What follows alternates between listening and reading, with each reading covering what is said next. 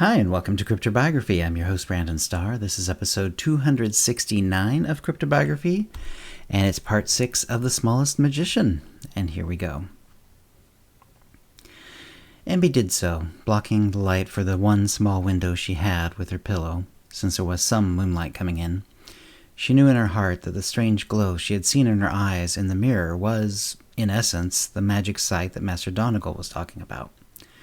But she had done that by accident, so she needed to find out how she could do it purposefully. There was just enough light that her eyes could make out a bare outline of the healed candle. She hoped that would be dark enough. She looked at it for a moment before remembering that she was supposed to be looking through it. She wasn't sure exactly what that meant, but decided it had to mean something like seeing the water when you looked at the bottom of a river. Her eyes unfocused, and she waited, but somehow it just wasn't enough.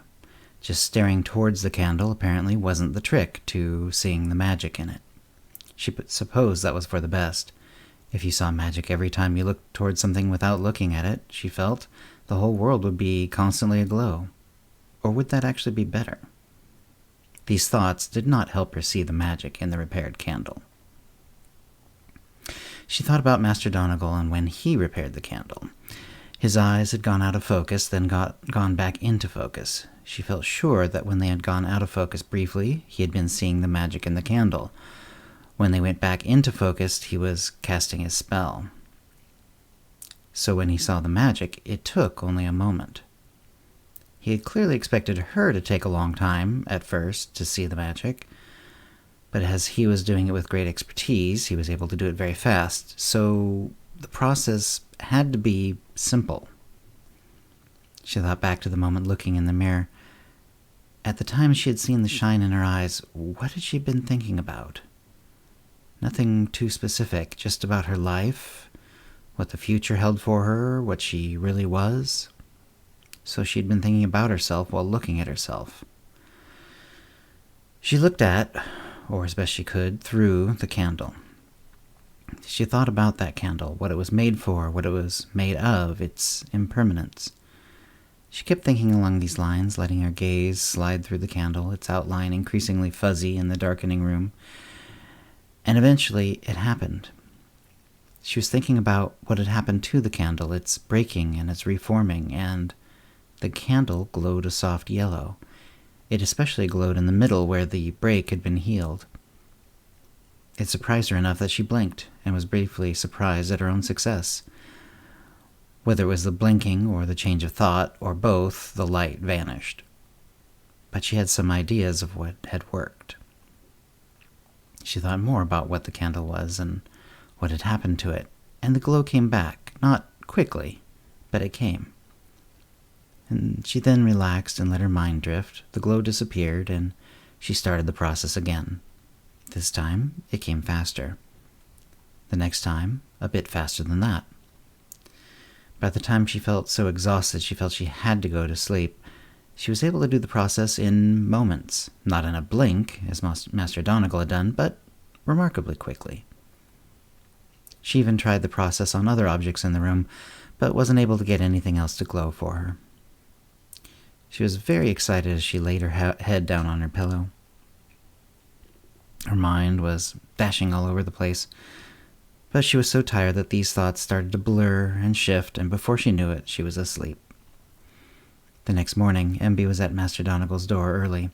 She gave a light knock, not knowing the exactly correct way to do this. Usually she only knocked when she was bringing him food or doing some other small chore for him, and then they would have worked out the details ahead of time.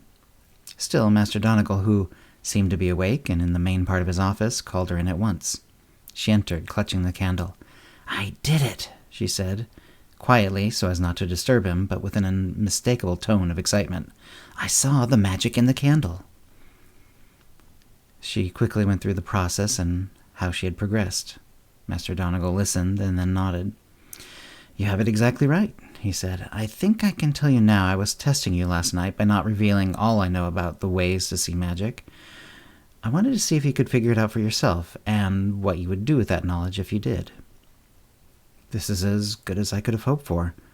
You thought it through, worked things out, And then, best of all, practiced your knowledge. Let's try something else.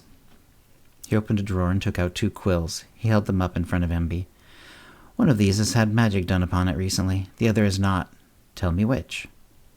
Emby took the quills from him, one in each hand, and looked them over. Unlike the candles, the quills weren't exactly identical. The feathers had been trimmed closely, but the feathers were white on one, brown on the other, with the white feather having a lighter shaft as well.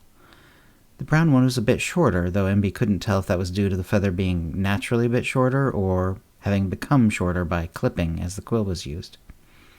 But this was all mere delay. She knew she would never be able to figure out which one had seen magic by thinking it through logically. She would have to use her new skill. She wasn't sure if she was supposed to try to look at them one at a time, or if she was supposed to look at them both at once and see which one glowed immediately. She thought about it. If Master Donegal needed magic found, she thought, he would not have to pick up and examine each object completely separately. He could do it by looking around.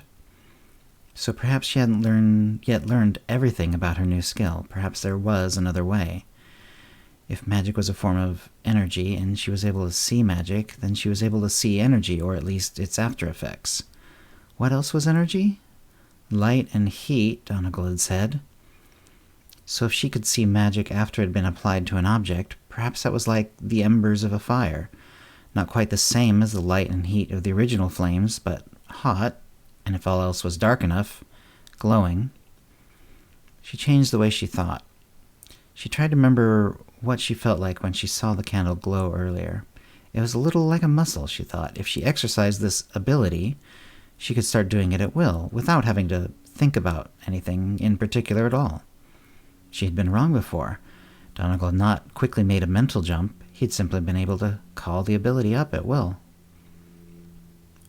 She unfocused for a moment, and somehow she could tell that the one in her left hand, the brown one, was going to glow, even a moment before her eyes registered it. Then it glowed strongly. "This one," she said. "Nicely done," her master said. "You didn't look at the other one at all. Tell me about your process." She did so, first telling him about how she found the glow within the candle, then how she did it just now with the quills. "Excellent," he said. "If you haven't worked so hard last night, seen the candle magic over and over again, you wouldn't have been able to do what you did just now. And since you can do it once, you'll find you can do it at will," he continued. "So, point out 2 more objects in the room that glow magically." This was yet another slightly different test. Now she didn't know what to focus on at all. She was just supposed to use her ability to see magic to find objects at random, like looking for a tiny shell among a handful of coarse sand. She recalled him saying there were many objects that glowed magically in the room. Was that a bit of an exaggeration? How many were there for her to find? Had he removed or hidden some of the objects? Or had he done magic recently to them at that time, but the glow would have gone by now? She decided not to worry about that. Even if there were only 2 objects for her to find, she would find them. She looked first at his desk. Partly, she reasoned, there were a lot of objects on it, and thus more chances that one of them had been magicked. Also, the objects were ones Master Donegal would have likely used recently. Sure enough, her master's tome, his handwritten book, the one she had taken to copy, glowed. The ability came almost naturally now. It took the merest hint of focus. She pointed at the tome by way of indications she had seen magic on it and continued. But nothing else was glowing there, so she turned to the rest of the room. The shelves? No, the books on them? She looked at them all in turn, but saw nothing. Maybe his chair? It didn't glow. She was getting a little frustrated, though she knew that might prevent her from seeing anything else. She spun around the room. Perhaps her master had cast a spell on his door to prevent intrusion or give warning. But she was surprised, for she saw not the door, but the blank part of the wall glowing, the part of the wall that held the secret door. She pointed at it, then relaxed. "How long has there been magic on the hidden door?" she asked. "Just since last night," Donegal replied. "I couldn't allow an entrance to my rooms to stay unguarded." "But there isn't a spell on the door to the hall." "No, but I have protection further out instead, in that direction." How do I not set off your spells? I use a spell that will not be set off by someone I trust. And that's the end of this story for this episode. So if you have any comments or questions about this episode or previous episodes, cryptobiography@gmail.com, or hit us up on Facebook or Twitter, and thanks for listening. We're copyright 2022, CryptoBiography LLC, all rights reserved. Characters and events are fictional, fictionalized, or satirical.